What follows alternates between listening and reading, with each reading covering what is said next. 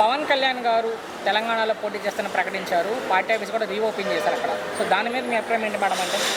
పవన్ కళ్యాణ్ చాలా సేవా దృక్పథం ఉన్న నాయకుడు అండి. ఆయన ఎక్కడ పార్టీ ఓపెన్ చేసినా కూడా ప్రజలకి సేవ చేయాలనే దృక్పథంతోనే అక్కడ పార్టీ అనేది ఓపెన్ చేశారు. దాని గురించి రాజకీయ చర్చ చేయాల్సిన అవసరం లేదు. పవన్ కళ్యాణ్ గారికి తెలంగాణలో అభిమానులు ఉన్నారు, ఆంధ్రప్రదేశ్లో అభిమానులు ఉన్నారు. ఆయన ఎక్కడైనా ఆయన పార్టీ అనేది ఓపెన్ చేసుకోవచ్చు. సో ఎంతవరకు ప్రభావం చూపిస్తారు అక్కడ ఇంపాక్ట్ అనేది పవన్ కళ్యాణ్ గారు తెలంగాణలో? అంటే రీసెంట్గా మనము నిరంజన్ అనే ఒక చిన్న బాబుని కలిసినప్పుడు పవన్ కళ్యాణ్ గారు అర్థం చేసుకుంది ఏంటి అని అంటే, నా అవసరం తెలంగాణ ప్రజలకి కూడా ఉంది అని అర్థం చేసుకొని ఆయన అక్కడ పార్టీ ఓపెన్ చేశారు. అంటే కష్ట సమయంలో ఎవరున్నా కూడా నేనున్నాను అని చెప్పడానికే ఆయన అక్కడ పార్టీ ఓపెన్ చేశారని నాకు అనిపించిందండి.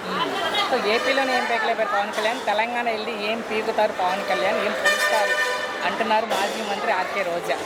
ఆర్కే రోజానే ఒక పనికి మాలింది. పవన్ కళ్యాణ్ గారి గురించి కానీ మన లోకేష్ గారి గురించి కూటమి ప్రభుత్వం గురించి మాట్లాడే అర్హత లేని ఒక మనిషి. అంటే ఒక ఆడదయ్యి ఉండి ఇంకొక ఆడదాని గురించి అలా మాట్లాడడం నాకు ఇష్టం కూడా లేదు.